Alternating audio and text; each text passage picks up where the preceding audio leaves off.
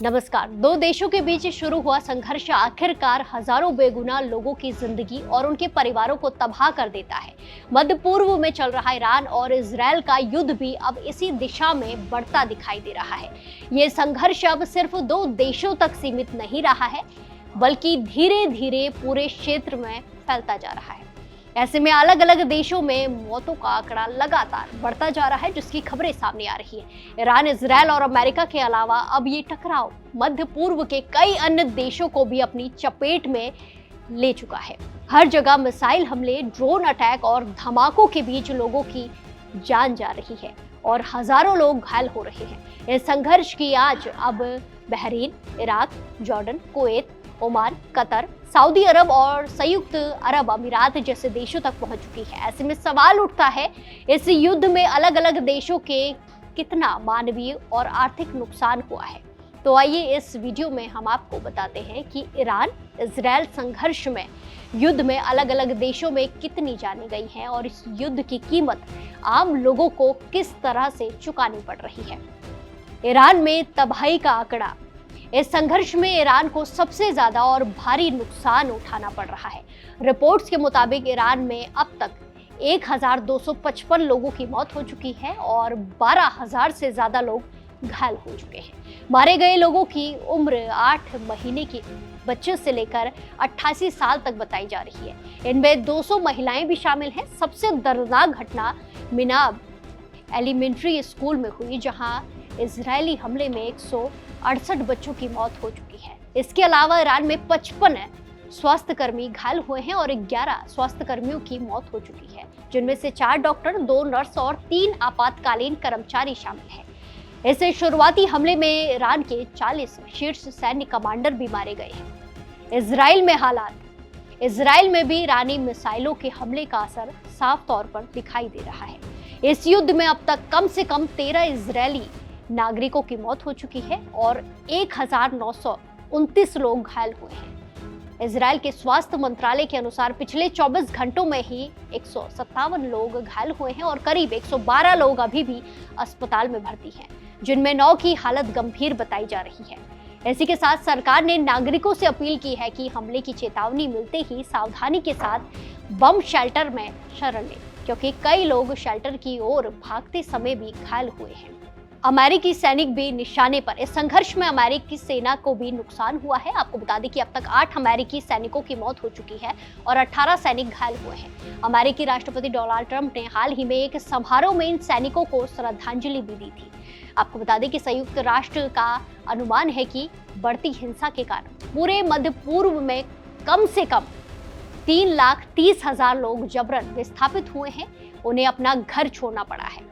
खाड़ी और आसपास के देशों में भी मौत।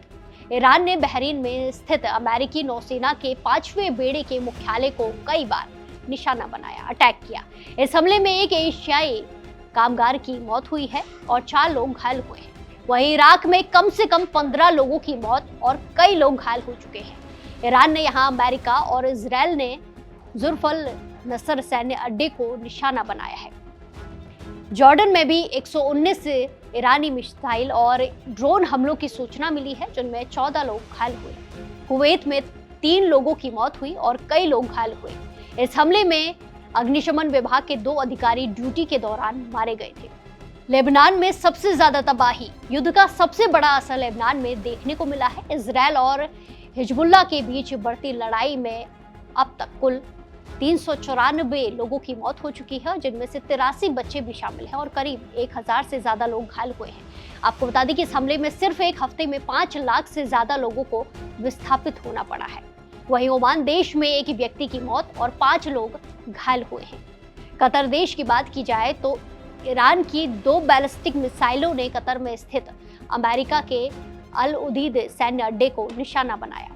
ये वही बेस है जहां अमेरिकी सैनिक तैनात थे।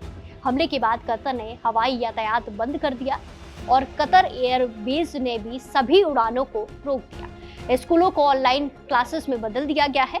सऊदी अरब में 2 लोगों की मौत हुई है और 12 लोग घायल हो चुके हैं।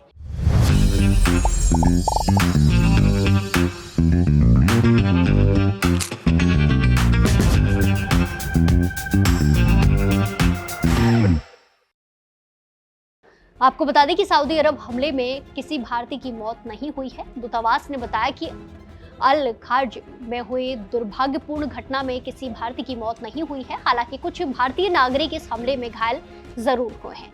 संयुक्त अरब अमीरात में कम से कम 4 लोगों की मौत हुई है और 112 लोग के जख्मी होने की खबर है।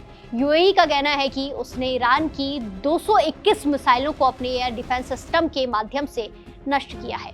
मध्य पूर्व में अमेरिकी सैन्य मौजूदगी। दरअसल अमेरिका पिछले कई दशकों से मध्य पूर्व में बड़े पैमाने पर सैन्य ठिकाने संचालित करता रहा है। एक रिपोर्ट के मुताबिक इस क्षेत्र में कम से कम 19 स्थानों पर अमेरिकी सैन्य ठिकाने मौजूद हैं। इनमें से 8 स्थायी बेस बहरीन, मिस्र, Iraq, Jordan, Kuwait, Qatar, Saudi Arab और संयुक्त अरब अमीरात देशों में है। इन सैन्य ठिकानों का इस्तेमाल अमेरिका अपने हवाई और नौसैनिक ऑपरेशन, लॉजिस्टिक सुविधाओं, ईरान पर खुफिया गतिविधियों पर नजर रखने और सैन्य रणनीति के लिए करता आ रहा है। आपको बता दें कि 2025 के मध्य तक मध्य पूर्वी में लगभग 40,000 से 50,000 अमेरिकी सैनिक तैनात किए गए थे। सैन्य स्थिति किसने किसका ज्यादा नुकसान किया?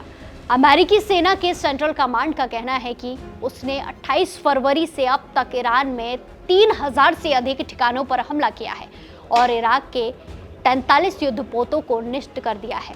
वहीं इजरायली सेना ने लगभग पूरी तरह से हवाई वर्चस्व हासिल करने का दावा किया है। उनका कहना है कि उन्होंने ईरान पर 2500 हवाई हमले किए हैं और ईरान के लगभग 80% हवाई रक्षा यंत्र यानी कि एयर डिफेंस सिस्टम को तबाह कर दिया है, खत्म कर दिया है। अमेरिकी सेंट्रल कमांड का कहना है कि हमला शुरू होने के बाद से ईरान की ओर से होने वाले बैलिस्टिक मिसाइल की संख्या में लगभग 90% तक की गिरावट दर्ज की गई है। वहीं इजरायली रक्षा बल IDF का अनुमान है कि अब ईरान के पास केवल 100 से 200 मिसाइल लॉन्चर ही शेष बचे हैं। पेंटागन ने बताया कि ईरान ने अब तक 500 से अधिक बैलिस्टिक मिसाइलें और 2000 से अधिक ड्रोन से हमले किए हैं। वहीं ईरान के इस्लामिक रेवोल्यूशनरी गार्ड कॉर्प्स का दावा है कि उसने मध्य पूर्व में कम से कम 27 अमेरिकी सैन्य ठिकानों पर हमला किया है। इसके साथ ही तेल अवीव और इजराइल के अन्य हिस्सों में स्थित इजरायली सेना ठिकानों को भी निशाना बनाया है। कितना पैसा खर्च कर रहा America? Centre for strategic and international studies के अनुसार ईरान से अमेरिका की लड़ाई में हर दिन लगभग 891.4 मिलियन डॉलर यानी कि करीब 8,216 करोड़ रुपए का खर्च आ रहा है। मतलब कि पिछले 10 दिनों में अमेरिका के करीब 82,000 रुपए स्वाहा हो गए हैं। ऐसे में सबसे बड़ा सवाल यही है कि ये युद्ध आखिर कब तक चलेगा और आम नागरिक कब तक दो बड़ी ताकतों के संघर्ष में अपनी जान गंवाते रहेंगे। फिलहाल के लिए इतना ही। नमस्कार।